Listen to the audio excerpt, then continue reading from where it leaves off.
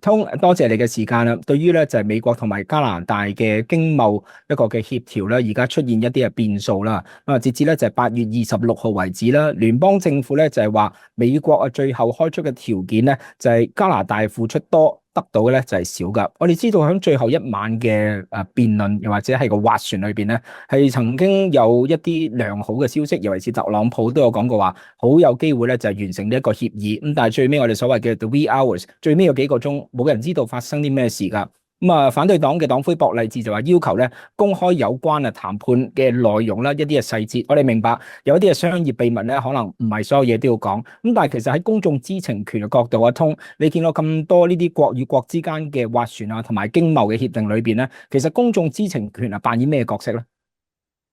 響呢個國會，我哋呢個西敏寺國會嘅情況之下咧，就係反對黨係有咁嘅責任去問同埋了解究竟個政府啊係響呢一類咁嘅談判嘅時候咧，係咪真係有用盡晒所有嘅資源啊，同埋響呢個談判入邊係咪真係能夠代表國家嘅利益去談判？咁所以咧，反對黨咁樣嘅要求係非常之合理嘅。但係唔係話響正如你所講嘅，喺呢一類咁敏感，同埋依家嗰個談判仲未進行之中，將所有自己嘅底牌顯晒出嚟咧，咁我相信呢個咧就係一個大家可以酌情咁樣考慮㗎。因為咧，如果大家談判好簡單啦，大家最多見到嘅就係買間屋啦。可買屋嘅時候，你當然唔會話俾對方知道究竟嘅底牌，你可以出到幾錢價，係用到咩嘅條件去買呢間屋咁。咁喺咁嘅情況之下咧，就今次個知情權亦都係咁嘅情況之下啦，就係話我哋加拿大所有嘅國民啊，係咪都一定要知道究竟我哋喺呢個談判桌上面會提出咩嘅條件，同埋喺咩嘅情況之下我哋會接受，喺咩嘅情況之下我哋唔接受啦？呢一樣嘢咧，我哋有時咧就喺特別喺國與國之間喺咁國際性啊，同埋咁關鍵性咁影響咁重要嘅情況之下啦，我哋係有。呢一個情況咧，就係可以話交俾反對黨，就係話你哋喺國會度可以去辯論，但係喺呢啲咁嘅比較細密啲咁嘅情況嘅時候咧，咁就淨係或者係淨係個黨官能夠理解啊，或者係嗰個係代表呢一個談判嘅反對黨嘅呢一個黨嘅黨員啊，或者係個國會議員去談判，去知道係有一個封箱作業入邊咧去解釋，咁咧我哋應該就足夠噶啦。因為如果唔係嘅時候咧，我哋冇可能咁樣去談判。同埋我哋依家睇到嘅就係我哋依家喺度係一個 trade war。即係一個大家係喺度打緊仗嘅，喺打仗嘅時候，通常我哋一定要報多好多秘密噶啦。因為如果唔係嘅時候咧，咁啊俾人哋敵方知道晒我哋所有嘅條件，我哋有幾多軍火，有幾多嘅力量，幾多一個時間長久可以打嘅時候咧，咁啊變咗係好失敗嘅。咁所以我相信呢種嘅嚟講咧，就係話反對黨係應該要去問，應該知道，但係係咪所有國民連所有嘅細節知道咧，係未必。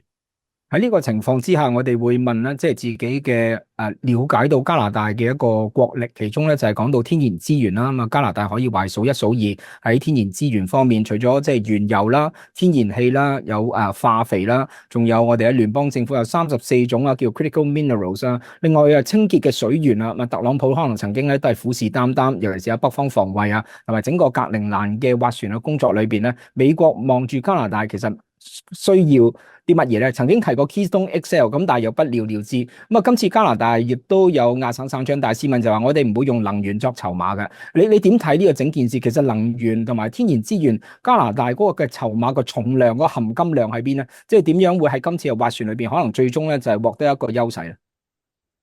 呢個係一個關鍵性嘅問題嚟嘅。我哋嘅係一個加拿大係一個能源出口國家，咁呢個係我哋個關鍵之中。咁同埋美國咧，就佢哋聽到好多新聞上面都講，喺美國嗰幾個鄰近住加拿大嗰啲州度咧，佢哋好依靠加拿大嘅能源嘅出口，同埋用加拿大嘅天然氣嘅。咁呢個咧係一個王牌嚟㗎，係咪需要咁快就我哋將我嘅王牌使出嚟咧？可能未必咁需要，亦都可以睇到咧。美國佢哋自己亦都有自知之明，喺呢個50%嘅關稅入邊咧，係冇包括呢一個能源響樹嚟嘅。咁可以見得到咧，就佢哋都驚住，如果佢將能源加落去嘅時候咧，會影響到佢哋自己，亦都會咧就係搬起石頭打自己嘅腳嘅。咁所以咧，我哋係可以將呢個能源係列在呢一個考慮嘅最後關頭先出嘅。飛到最後關頭嘅時候，我唔攞出嚟。咁因為同埋重要咧，就係大家都睇到頭先你講嘅就係愛伯塔省咧，佢哋個省同埋啲省民咧，同埋嗰啲工業咧，係非常之依賴呢一個係能源嘅，同埋亦都係咧佢哋呢一個10月有個公投喺樹，咁啊話會將呢一個Calgary 咧係咪會去繼續有一次正式嘅公投係脫離加拿大國家？咁喺咁嘅情況之下咧，我相信暫時響呢一個聯邦政府咧就唔好用呢個咁樣嘅黃牌住，黃牌係留翻最後嚟用，係唔係要用？我想要睇下下一次美國點樣去反應。嗱，美國依家就話到呢一個明年1月1號嘅時候，佢會更加多啲咁多嘅呢一個關稅喺樹，究竟會用咧，還是好似美國咁？通常佢哋總統都係咧就講咗算數噶啦，就褪後噶啦咁。咁呢樣嘢咧就係喺關鍵度、喺國情度、喺我哋嘅政治層面度、喺經濟度，好多樣嘢都要考慮。雖然呢一個係我哋嘅王牌，但係唔好隨便用。咁剛剛接受我哋訪問嘅咧就係陳志棟，佢亦都係資深評論員啦，亦都係前溫哥華市嘅議員嚟噶。多謝晒你嘅時間，聰。OK，多謝你，拜拜。